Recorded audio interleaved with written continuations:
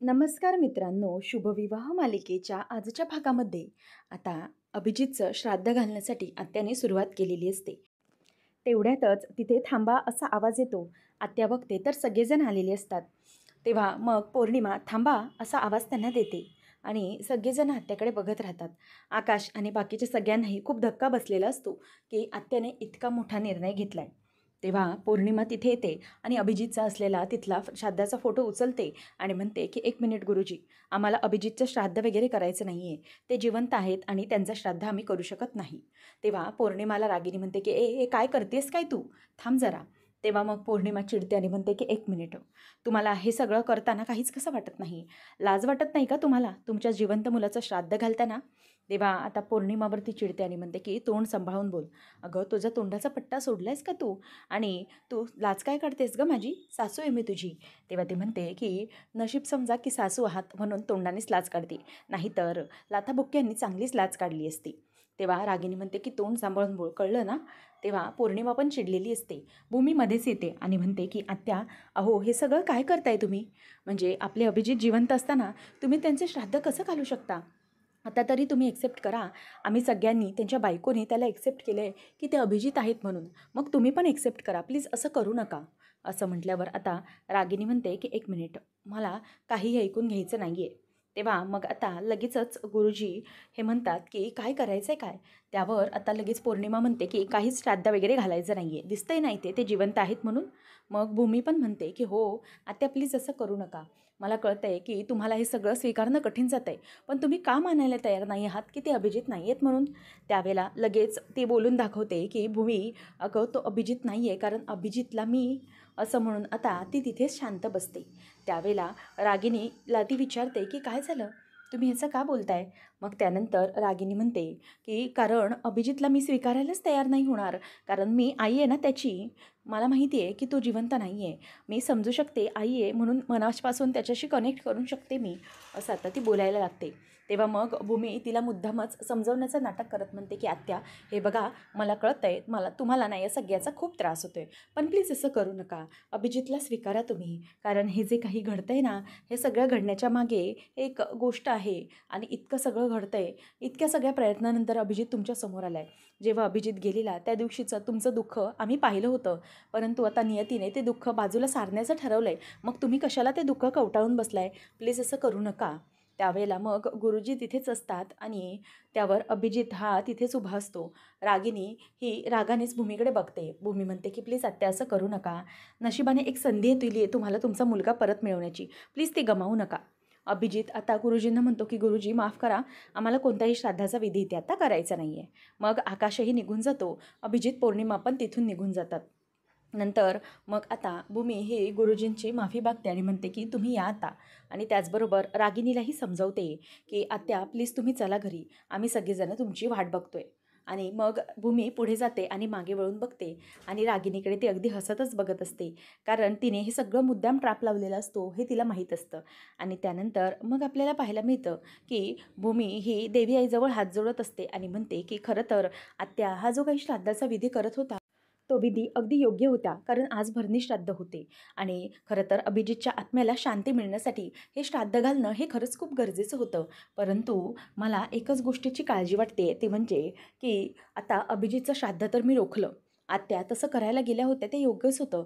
परंतु बलदेव हा अभिजित म्हणून मान्य करण्यासाठी मला हे करावंच लागलं. मी काय करू मला खरंच कळत नाही. मला खरंच माफी मागायची आहे. पण अभिजितच्या आत्म्याला शांती मिळण्यासाठी हे श्राद्ध घालणं तर खरंच खूप गरजेचं आहे. काय करू मी?" असा विचार ती आता करत असते. त्याच वेळेला मग भूमीच्या एक गोष्ट लक्षात येते की ती गुरुजींशी बोलून घ्यावं श्राद्धाविषयी कोणालाही न कळता. भूमी आता गुरुजींना फोन लावते आणि म्हणते की "मी भूमी महाजन म्हणते आणि मला अभिजितचं श्राद्ध घालायचं आहे. आमचा अभिजित पटवर्धन त्याचं. पण एक गोष्ट नक्की की तुम्ही प्लीज हे कोणालाही काही कळून देऊ नका आणि आमच्या आत्यालाही ही गोष्ट तुम्ही कळून देऊ नका प्लीज." असं ती रिक्वेस्ट करत असते. आणि त्यानंतर मग भूमी फोन ठेवते आणि तिच्या मनाला आता जराशी शांती मिळते. कारण काही का होईना अभिजितचं श्राद्ध होतं आहे हे तिला खरंच खूप महत्त्वाचं वाटत असतं. त्यानंतर मग भूमी देवाकडे हात जोडत असते आणि म्हणते की "देवा, खरंच असंच होऊ दे. माझ्या मनाला खरंच खूप धाकधूक लागून राहिली होती. जर खरंच अभिजितचं श्राद्ध केलं नसतं तर?" तो भलेही आमच्याशी कसाही वागू दे, परंतु त्याच्या आत्म्याला शांती मिळणं हे जास्त गरजेचं आहे. त्यामुळे ती देवापुढे हात जोडते आणि देवाचे आभारच मानत असते की खरंच तिला ही कल्पना सुचवली ते खरंच खूप बरं झालं. म्हणून ती आता हात जोडत असताना तिथे आकाश येतो आणि ती धक्क्यानेच आकाशकडे बघत असते. तिला असं वाटतंय की आकाशला समजलंय की काय, परंतु आकाशला काहीच समजलेलं नसतं. तो भूमीला सरळ विचारतो की भूमी, अगं इथे यावेळेला तू अशी देवापुढे हात जोडून का उभी आहेस, काय झालं? तेव्हा मग भूमीची नजरच त्याला सांगत असते की भूमीला अपराधी वाटत आहे. तो म्हणतो की काय झालंय? तेव्हा भूमी म्हणते की आकाश, मला वाईट वाटत होतं. तो म्हणतो की जिवंत असताना अभिजितचं आत्या श्राद्ध घालत होती यासाठी ना? तेव्हा मग भूमी नाईलाजाने हो असं म्हणते, कारण अभिजितबद्दल काहीच कळून द्यायचं नसतं.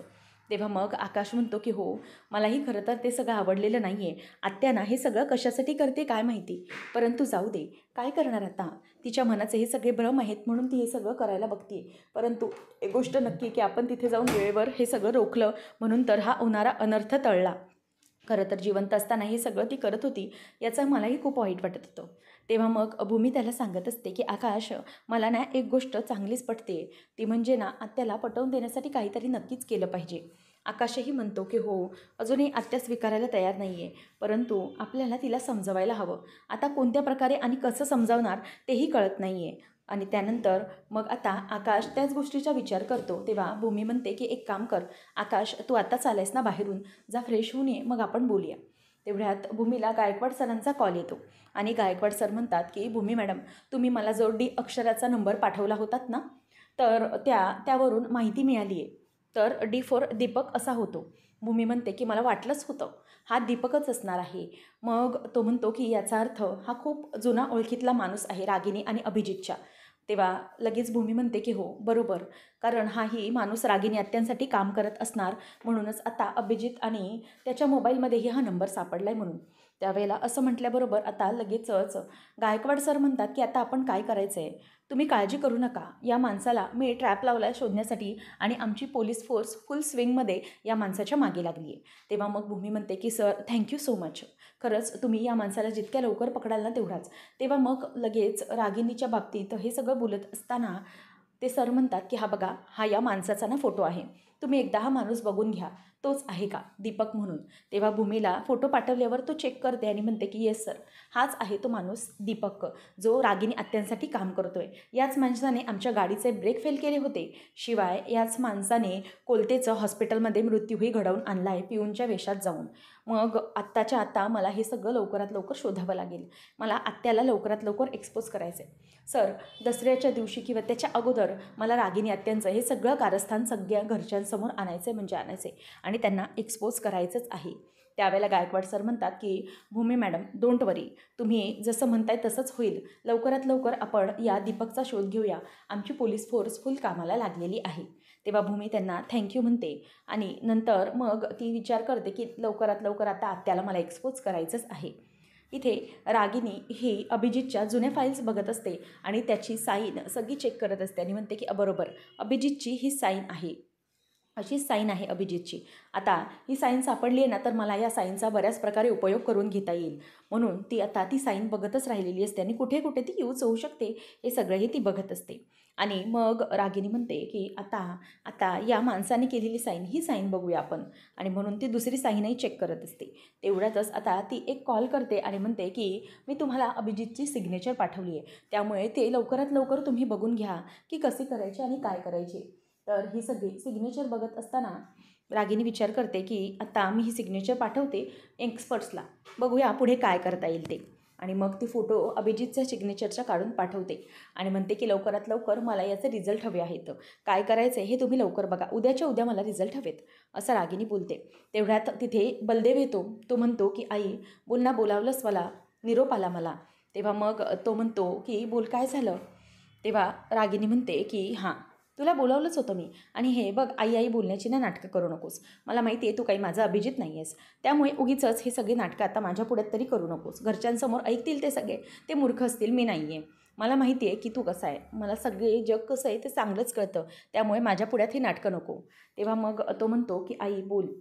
मग त्यानंतर ती म्हणते की तुला तर फार आनंदच झाला असेल ना की मी तुझं श्राद्ध त्या सगळ्यांनी येऊन रोखलं म्हणून. तेव्हा तो म्हणतो की आनंद, अगं आई, मला काय वाटलं तुला काय समजणार, अगं मला त्रास झाला या सगळ्याचा, खूप वाईट वाटलं अगं मला की मी जिवंत असतानाही तू मला स्वीकारत नाही आहेस आणि तू माझं श्राद्ध घालायला निघाली होतीस. मग हे ऐकताना ती म्हणते की बस बस, ही नाटकं ना आत्ता असं बंद कर.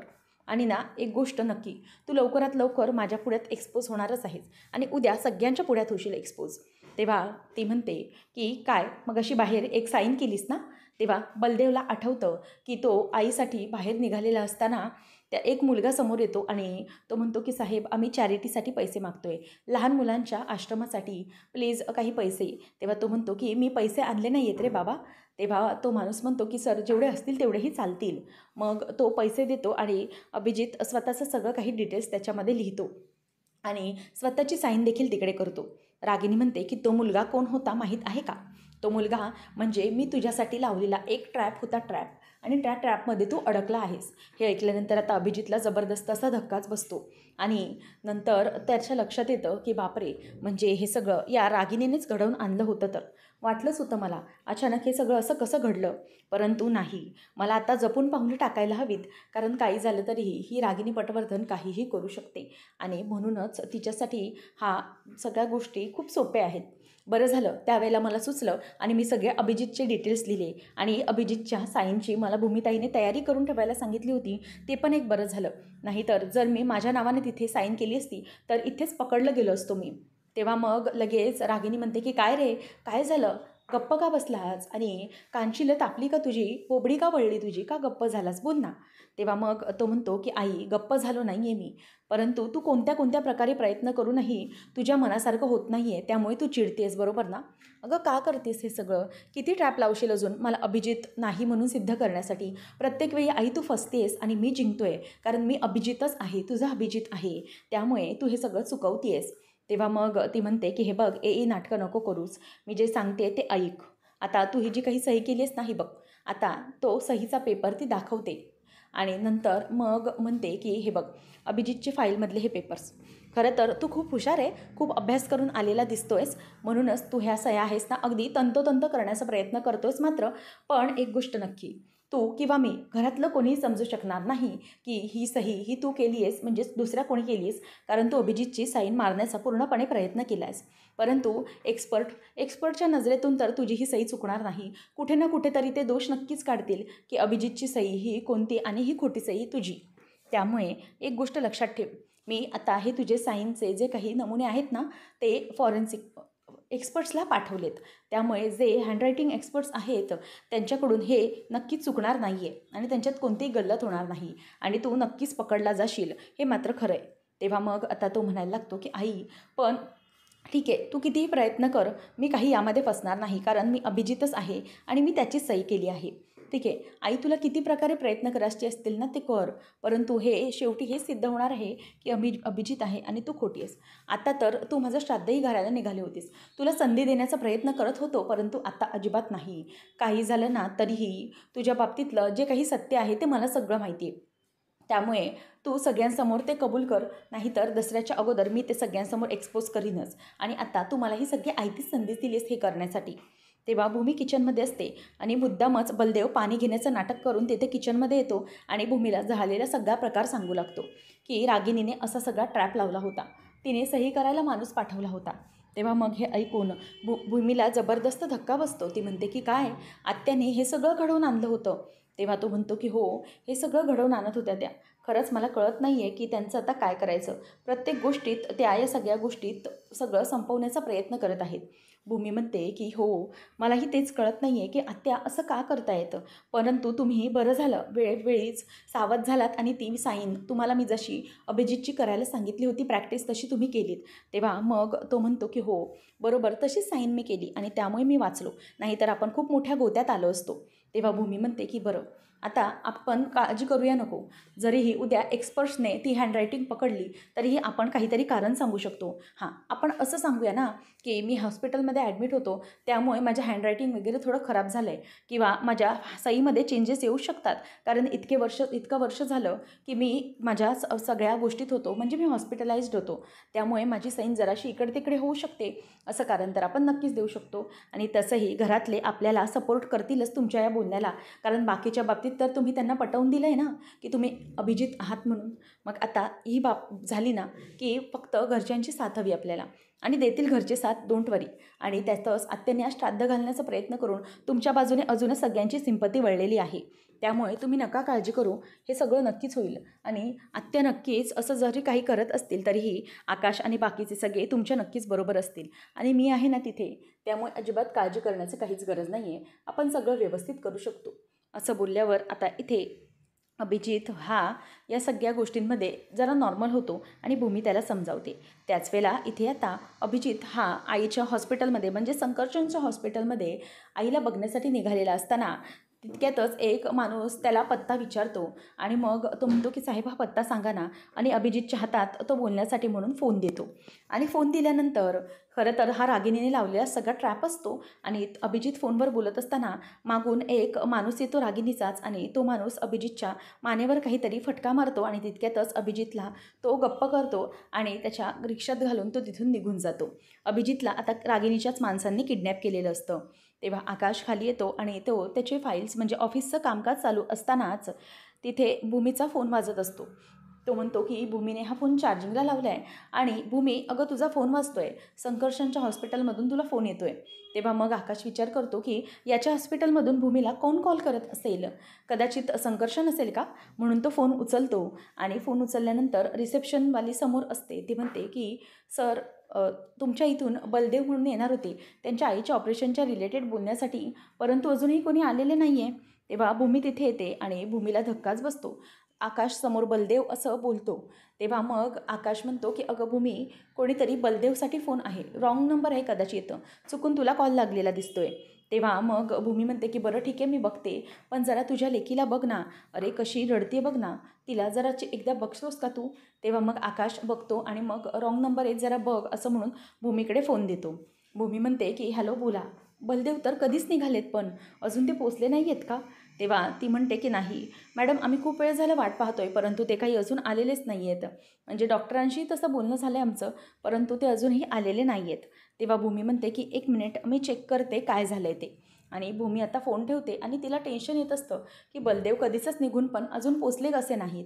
आणि समोरून पौर्णिमा बडबडत खाली उतरत असते की काय झालं आहे यांना, म्हणजे निघायच्या वेळेला कॉल कर असं सांगितलं होतं, मग आपण भेटू, परंतु अजूनही निघाले नाही आहेत का, आणि माझा फोन का उचलत नाही आहेत, हे यांचा फोन का लागत नाही आहे, असं म्हणून ती आता जराशी बडबडत वैतागतच घराच्या बाहेर पडते.